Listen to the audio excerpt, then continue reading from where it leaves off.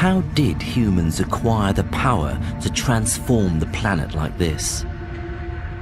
Looking at the Earth at night reveals to us just how successful we've been in harnessing and manipulating energy and how important it is to our existence.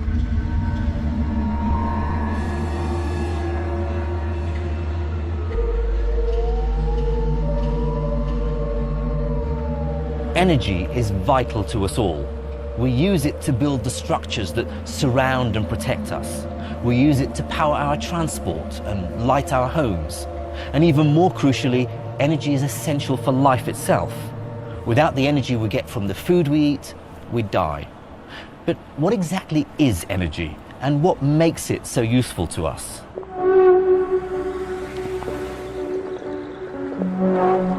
In attempting to answer these questions, scientists would come up with a strange set of laws that would link together everything from engines to humans to stars. It turns out that energy, so crucial to our daily lives, also helps us make sense of the entire universe.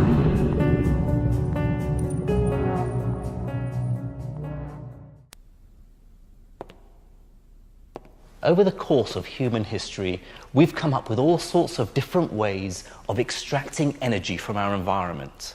Everything from picking fruit, to burning wood, to sailing boats, to water wheels. But around 300 years ago, something incredible happened. Humans developed machines that were capable of processing extraordinary amounts of energy to carry out previously unimaginable tasks. Now, this happened thanks to many people and for many different reasons, but I'd like to begin this story with one of the most intriguing characters in the history of science, one of the first to attempt to understand energy.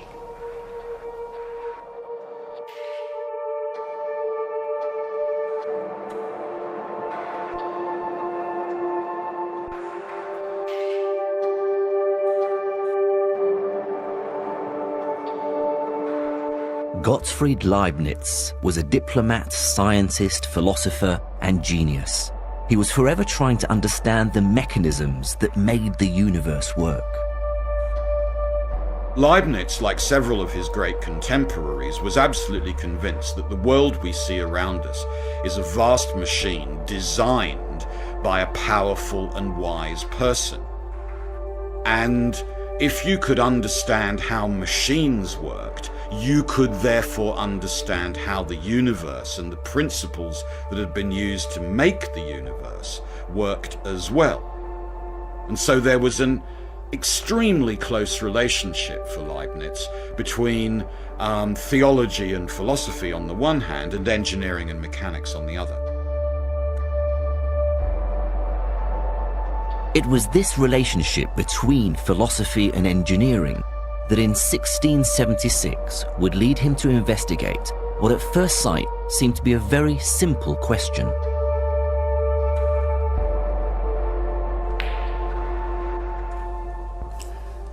What happens when objects collide?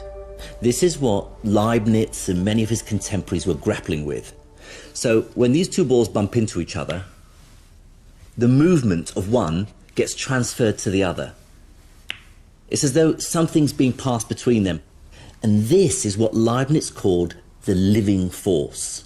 He thought of it as stuff, as a real physical substance that gets exchanged during collisions.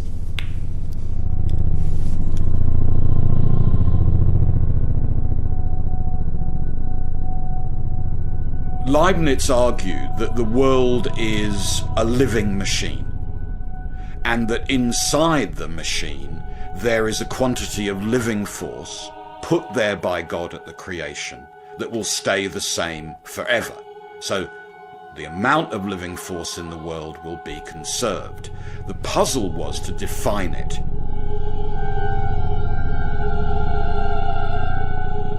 Leibniz would soon find a simple mathematical way to describe the living force, but he would also see something else. He realized that in gunpowder, fire, and steam, his living force was being released in violent and powerful ways.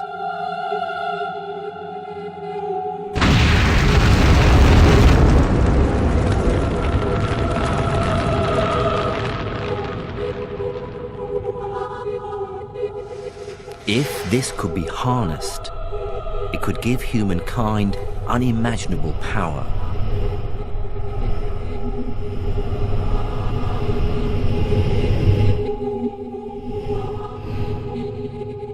Leibniz would soon become fascinated with ways of capturing the living force.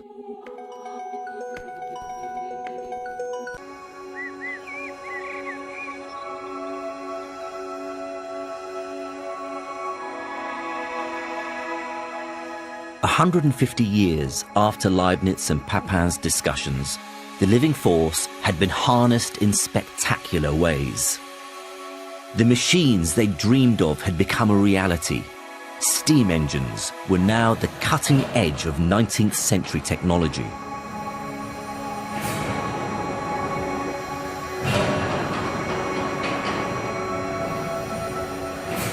If you look at steps in civilization, then one great step was the steam engine, because it replaced muscle, animal muscle, including our muscle, by steam power. And the steam power was effectively limitless and hugely important to doing almost unimaginable things.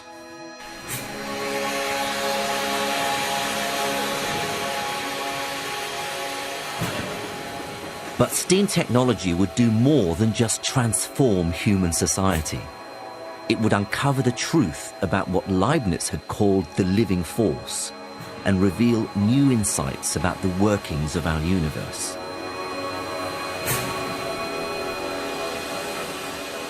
By the mid-19th century, scientists and engineers had worked out very precisely how different forms of energy relate to each other. They measured how much of a particular kind of energy is needed to make a certain amount of a different kind. Let me give you an example. The amount of energy needed to heat 30 milliliters of water by 1 degree centigrade is the same as the amount of energy needed to lift this 12.5 kilogram weight by 1 meter. The deeper point here that people realized was that although mechanical work and heat may seem very different, they are in fact both facets of the same thing: energy. In an economy burdened by the costs of increasingly scarce oil and natural gas, and a planet already feeling the impact of fossil fuel-driven climate change, the technological revolution of our time is renewable energy. And say welcome to the 21st century. Things are going to be different. Energy, sustainable energy is something that our kids care about and the mainstream public cares about. And renewables has to be part of the solution. Sunlight, wind, water, geothermal heat, and plant biomass are all essentially limitless resources. And they're all proven technologies that work right here, right now. The sun provides the Earth with unfathomable amounts of energy. In 1 hour, the Earth receives more energy from the sun than the entire human race uses in a year. With current technology, photovoltaic panels covering 10,000 square miles, or about 10% of the land area of Nevada, could provide all of the electricity used by the United States. Solar thermal energy can also cheaply produce electricity. Giant solar power plants, like this one in California's Mojave Desert, don't use photovoltaic panels to convert light into electricity. Instead, mirrors focus solar rays onto a thin absorber tube that runs along the mirror's focal point. Inside the tube is synthetic oil, which is blasted with intense heat. Like about 1,000 degrees centigrade. One word of advice: never put your hand at the focus of a concentrating mirror, because it will just make an immediate hole through your flesh. The superheated oil boils water into steam, which turns turbines. The oil then recirculates through the closed-loop system. In hot, dry areas, solar thermal plants generate serious megawatts at a price lower than typical grid power. In fact, solar thermal plants occupying that same 10% section of Nevada could also supply all of the United States' electrical needs. Converting wind to electricity begins as the wind flows over the rotor's airfoil-shaped blades. The combination of lift and drag causes the blades to rotate. There's a tremendous amount of kinetic energy in the wind, and similar to sailing or lifting an aircraft off the ground, the wind blade captures that kinetic energy and provides lift. And that lift, like a propeller, is converted into torque. That tremendous torque is put to work inside the turbine's power plant, 200 feet above the ground. The blades collect the energy from the wind and convert that energy from wind energy to mechanical energy, transmits it through the main shaft into the gearbox, which the gearbox steps it up from about 1 revolution to 70 revolutions and puts it on the output shaft of the gearbox, going into the generator here, which then produces power. The generator operates between about 850 to 1400 RPMs. From the generator, the electric current travels down the tower to underground transmission lines and into the power grid. The main challenge for wind power is the fact that the wind is not blowing at all sites, at all times. The solution is to diversify the locations of wind turbines and guide the turbines to the wind. Computer controls can turn the entire turbine up to 360 degrees to catch the prevailing wind. These controls also direct individual blades to pitch into optimum wind position. Each axis can operate independently of each other. All the blades pitch to the same degree that they're told to pitch to and maintain that. Each turbine will come online on its own. It doesn't need any human interface to do it. Engineers continue to make wind turbines more resilient and cost-efficient. You can expect them to get even bigger. As always, the bigger the rotor, the more energy that can be captured. Some of the biggest turbines are reaping the massive wind harvest on the oceans. There are ideas on the board for bigger turbines in excess of 5 megawatts, 6 megawatts to go offshore, out in the ocean. We see many technical opportunities to continue to push wind technology even beyond where we've pushed it today. We are making progress. We are the future. We're reducing our dependence upon oil, and we're trying to save the environment at the same time. It's a plus. By tapping into their bounty of fire and water, the people of Iceland have become nearly energy independent.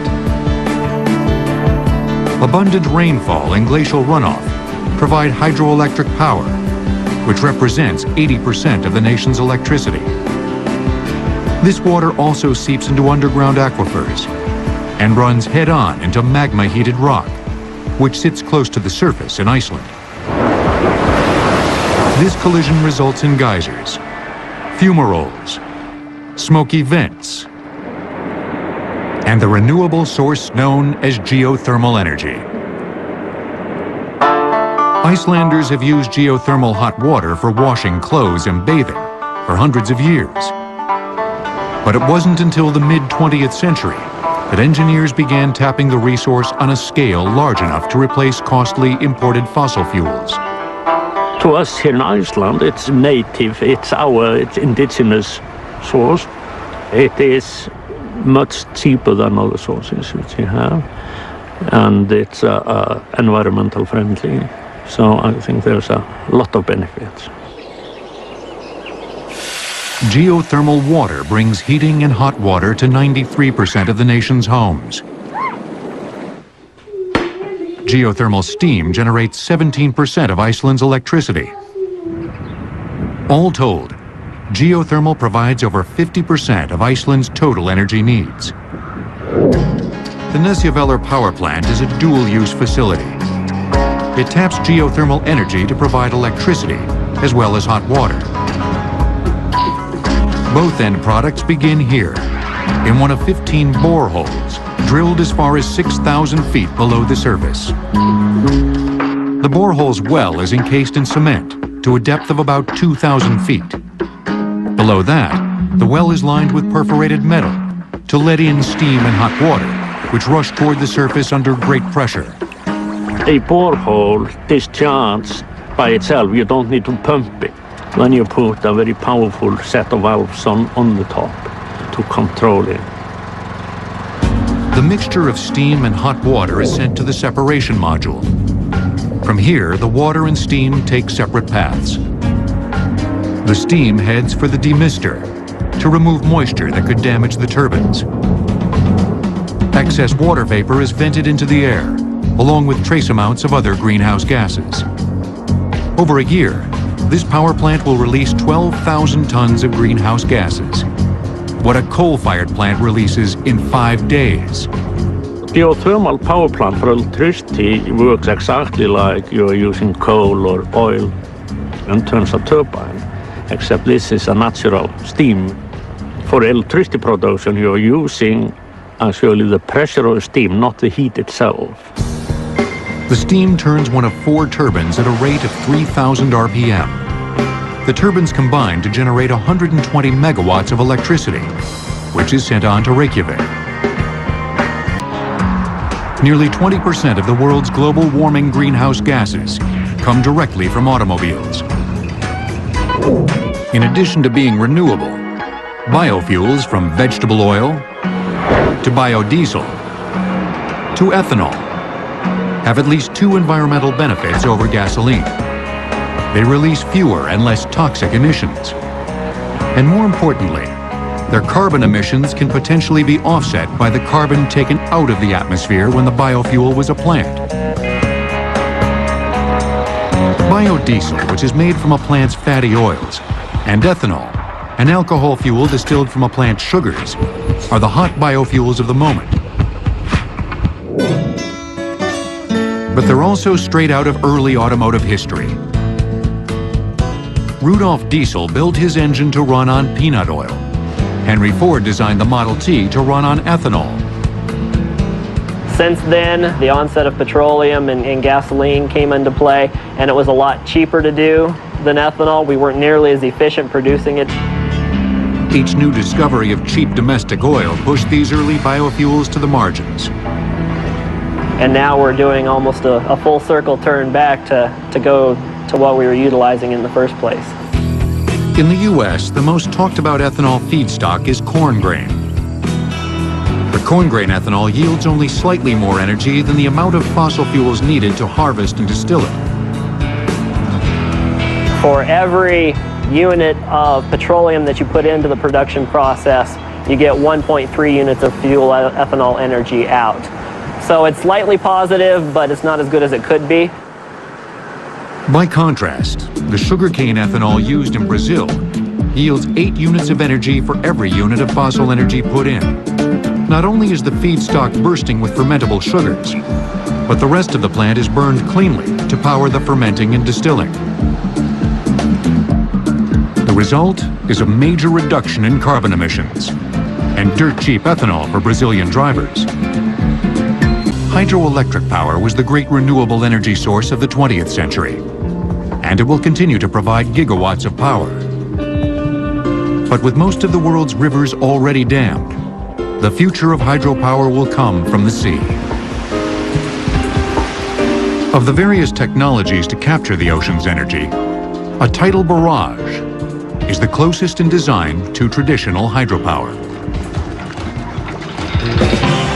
The barrage is essentially a dam, collecting water from high tide until there's sufficient potential energy for power generation, then forcing the water through turbines when released during low tide. The world's largest and oldest tidal barrage at Lorence, France, began producing power in 1966. Today, it still powers 240,000 homes. A more recent technology known as tidal stream power uses propeller-like turbines to capture the kinetic energy of underwater currents. And the amount of energy you get out of a turbine is proportional directly to the density of the fluid that flows back and forth. And so a water turbine has several hundred times the power of an air turbine. Wave power is an even newer technology. Yet it may hold the most promise of all, since wave power can be captured anywhere on the ocean. In this design, a 450-foot chain of pipes connected by hinged joints, sits semi-submerged on the ocean. Each motion of the waves is resisted by hydraulic rams located in the hinges. This action pumps high-pressure oil through hydraulic motors, which drive electrical generators. Electrical transmission lines also keep the floating power plant tethered to the ocean floor. A Scottish company, Ocean Power Delivery, has installed a successful 2.5 megawatt wave farm off the coast of Portugal. A wave farm occupying less than half a square mile of ocean would generate 30 megawatts of power, or enough for 20,000 British homes. 472 square miles of ocean could power each of the United Kingdom's 24.5 million households. Each region of the Earth has its own renewable sources, from the vast wind potential of North Dakota to the solar motherlode that waits in the Sahara. When you put them all together, one thing becomes clear. Renewable energy offers a global solution to global problems. We honestly have the potential now to think about flipping things from being a fossil fuel-driven economy with little bits of renewables to being a renewable energy-driven economy with fossil fuels filling in the background. And that's a world that really no one thought possible only a decade or two ago. The technology works, but a renewable future also requires political will and a new way of thinking, in which a farm harvests wind, a harvest yields fuel, and a rooftop becomes a power plant.